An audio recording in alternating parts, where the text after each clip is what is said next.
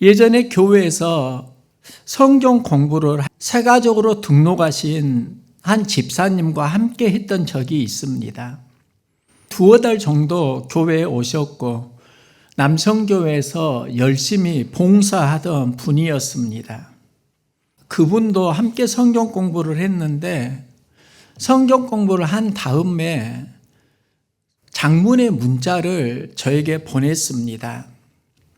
그 문자 내용은 이런 겁니다.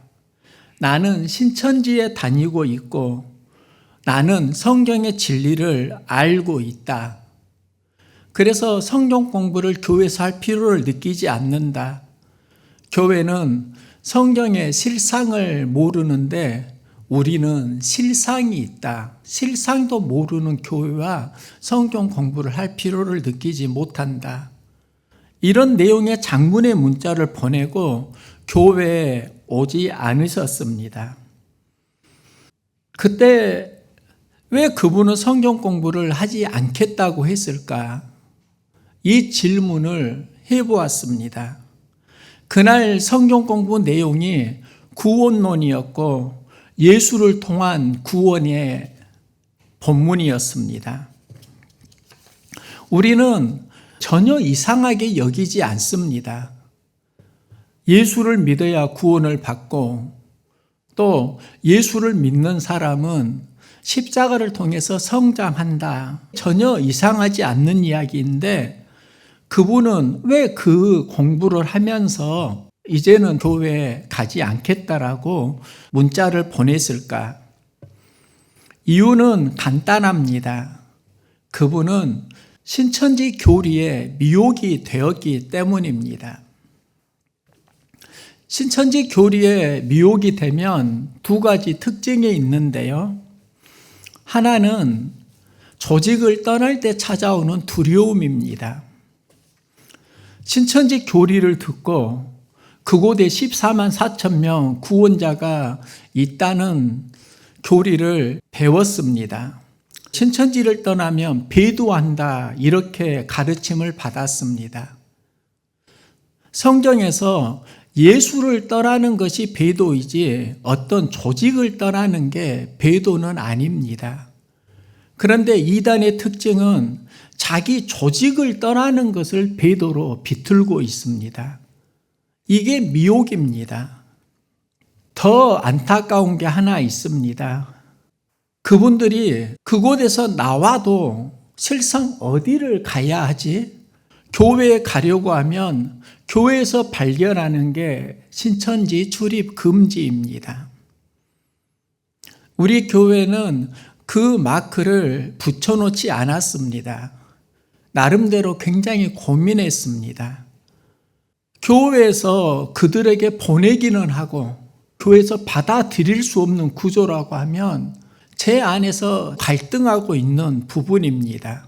보내기는 하지만 받기는 어려운 상황이 마음을 아프게 합니다. 오늘이 총회에서 정한 2단 경계주일입니다. 하나님은 이런 마음을 주십니다. 2단 경계주일이 아니라 2단 환영주일 이렇게 바꾸면 어떨까? 예수님이 이 땅에 오셔서 하신 사역이 구원 사역입니다. 모든 인류를 죄에서 구원하기 위해서 오셨습니다. 예수님의 구원은 모든 사람을 다 포함하는 겁니다. 교회에서 신천지 출입 금지, 이걸 어떻게 이해를 해야 할까? 신천지 교리는 예수를 약화시키고 이만희 자신을 신격화하는 거짓 가르침입니다. 그러면 거짓 가르침의 교리는 교회에서 분명히 금지를 해야 합니다. 하지만 그 교리에 빠진 사람, 그 영혼을 우리는 건져내야 합니다. 사단은 끊임없이 믿는 자를 넘어뜨리려고 미혹하고 있습니다. 그 미혹의 전략은 새로운 게 아니라 태초부터 반복되는 패턴입니다. 하나님이 인간을 만드시고 보시기에 심히 좋았더라. 그리고 복을 주십니다. 하나님께서 사람을 만드시고 에덴 동산을 선물로 주셨는데 그 에덴이라는 의미가 기쁨입니다. 기쁨의 열매가 생명나무 열매입니다. 선악을 알게 하는 나무는 먹지 말라고 금하셨습니다. 왜 동산 안에 생명나무 열매와 선악을 알게 하는 나무의 열매를 함께 두셨을까? 생명나무 열매를 통해서 우리는 생명의 열매를 누리지만 선악을 알게 하는 나무의 열매를 금하신 주님 말씀을 기억할 때, 이 동산의 주인은 하나님이셔. 하나님이 우리에게 주신 선물이야. 그걸 기억할 수 있는 겁니다.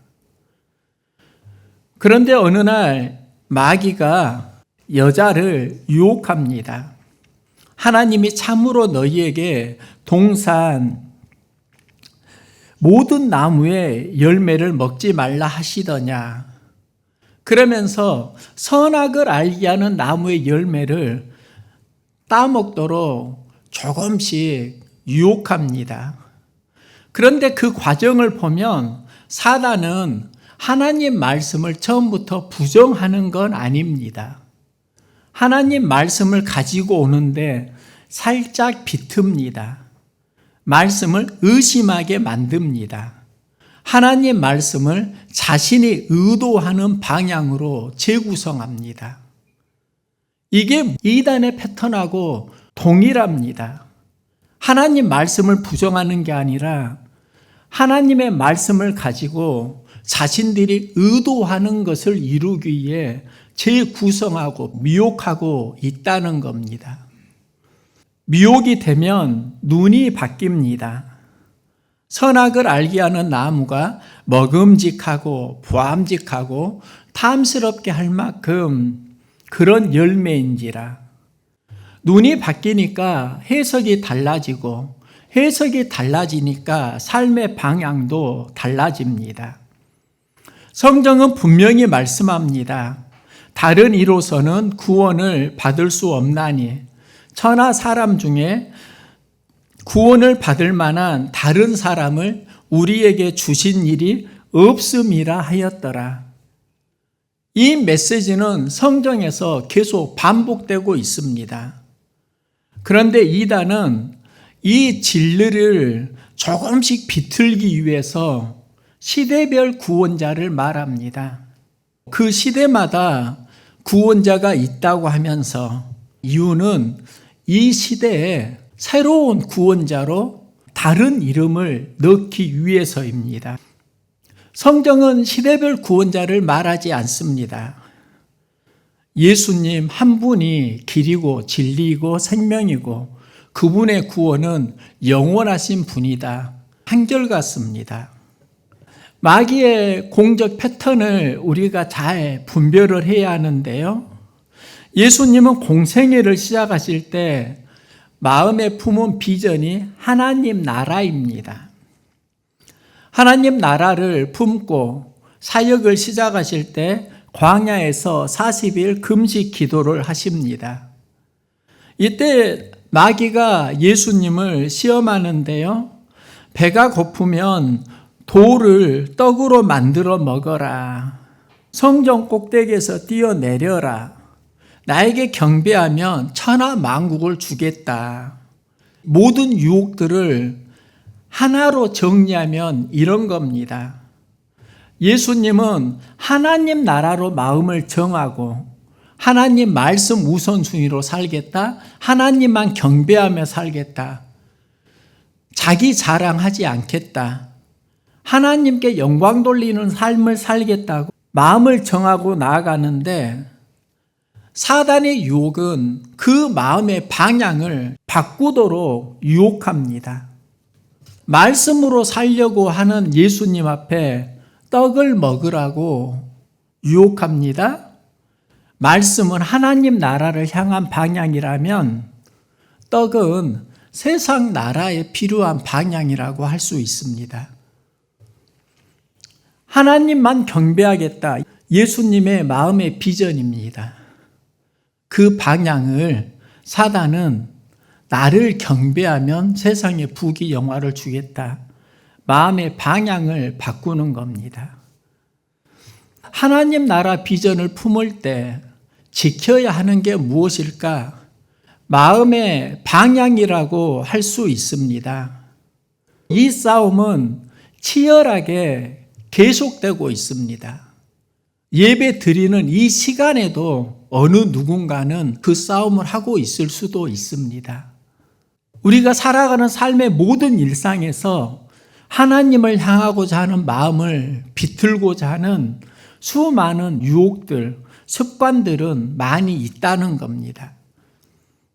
이 시대에 이단으로 향하는 교회 형제 자매들을 보면서 마음이 굉장히 아팠습니다.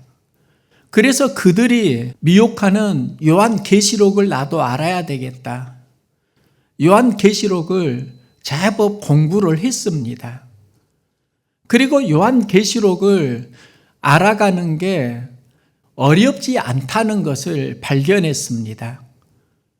그런데 무엇이 어려운가?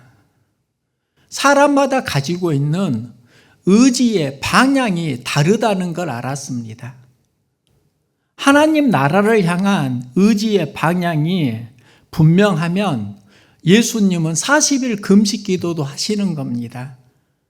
그런데 의지의 방향을 조금씩 비틀고 조금씩 미혹하면서 우리의 믿음을 흔들고 있는 것입니다. 계시록을 공부하면서 계시록을 다 제대로 이해할 수 있을까 그런 생각을 했는데 그건 어렵지 않은 것 같습니다. 진짜 중요한 게 마음의 방향을 어디로 정하느냐. 마음의 방향이 틀어지면 그 마음의 방향에 맞는 답을 자기 스스로 만들어 갑니다. 이게 미혹입니다. 유혹이 밖에서 일어나는 게 아니라 우리 안에서 일어나고 있다는 겁니다. 17장의 상징과 의미는 중요합니다. 7 대접을 가진 7 천사 중 하나가 와서 내게 말하여 이르되 이리로 오라. 많은 물 위에 앉은 큰 음녀가 받을 심판을 내게 보이리라. 여기서 음녀라는 말은 다른 말로 하면 창녀를 말합니다. 단순히 성적인 죄를 의미하는 게 아닙니다.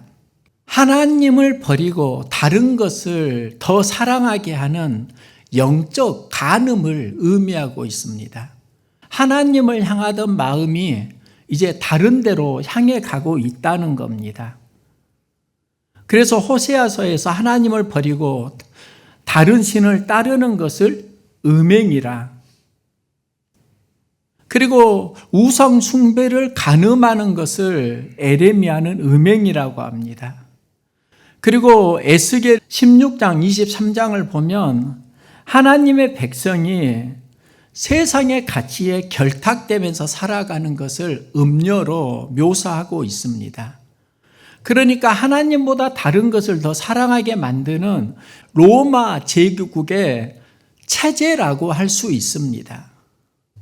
음녀는 사람들의 생각과 가치관을 조종합니다. 돈을 사랑하고 권력을 추구하게 합니다. 쾌락을 누리도록 또 거짓 가치를 퍼뜨립니다. 그래서 음녀가 받을 심판을 보여주는데요. 땅의 임금들도 그와 더불어 음행하였다.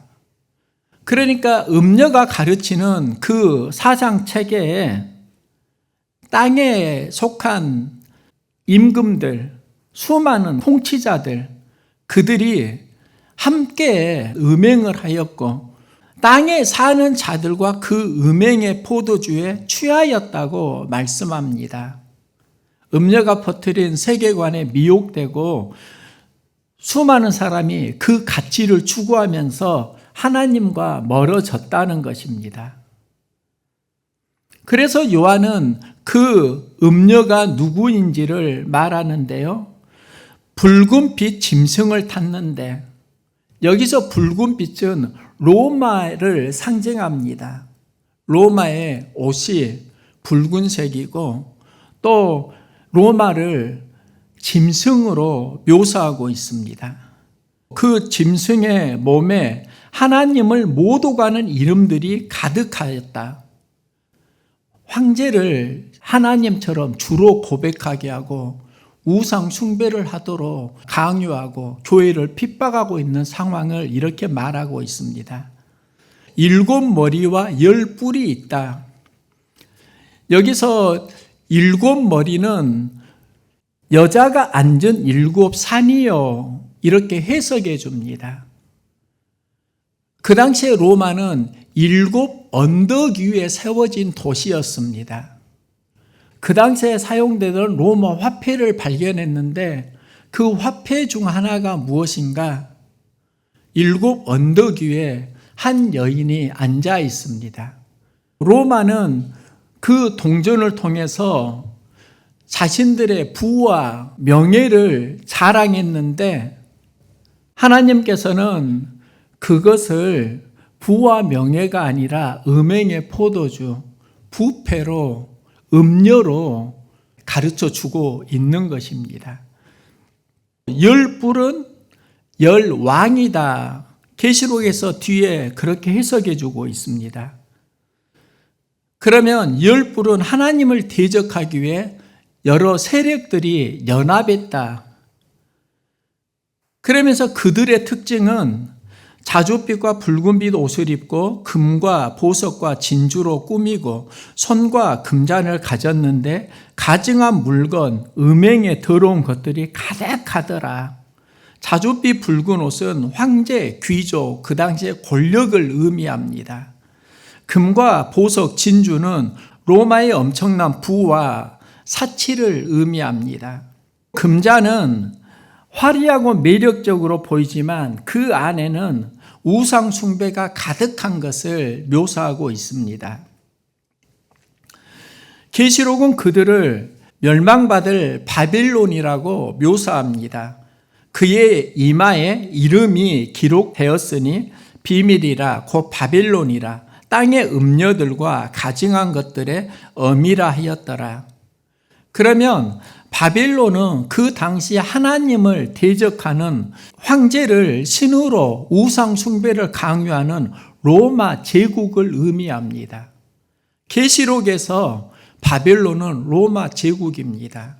넓게 말하면 예수를 주로 고백하지 않고 다른 이름을 주로 고백하게 하는, 미혹하게 하는 영적 세력이라고 할 수 있습니다. 계시록의 상징과 의미를 아는 것은 그다지 어려운 게 아닙니다. 미혹을 당하면 무엇이 틀어지는가? 내가 가진 의지의 방향이 조정을 당한다는 겁니다. 하나님의 진리를 거짓 것으로 바꾸게 되고 자기의 사욕을 따라 스승을 많이 두게 되고 허탄한 이야기를 쫓는다고 성경은 말씀합니다. 지난주에 김부장이라는 드라마를 몇 편 보았습니다. 여기서 제가 만난 것은 드라마의 내용이 아니라 1편에서의 짧은 한 장면이었습니다. 시내버스의 편말이 괜찮지 않아도 괜찮아요. 마음의 상처도 진단이 필요합니다. 시내버스에 붙여 있는 이 글귀가 마음에 들어오는 겁니다. 괜찮지 않아도 괜찮아요. 우리는 괜찮지 않을 때 만납니다. 괜찮지 않으면 안 된다고 생각하는데 그래도 괜찮다는 말이 마음에 신선한 충격을 주었습니다. 그 아래에 마음의 상처도 진단이 필요합니다. 몸의 상처에는 참 민감합니다. 마음의 상처에는 둔한 것이 우리 인생입니다. 몸이 아프면 의사를 찾아가 진단을 받습니다. 그런데 우리를 힘들게 하는 건 몸의 상처가 아니라 마음의 상처일 수 있습니다. 몸의 상처는 의사가 진단하고 그 진단을 신뢰하는데 마음의 상처는 각자가 가진 소견에 따라 스스로 진단하면서 살아갑니다. 왜 마음의 상처가 진단이 필요한가? 왜 그 상처는 점점 더 깊어질 수 있는가? 우리의 방향은 끊임없이 자기 중심으로 향하게 됩니다.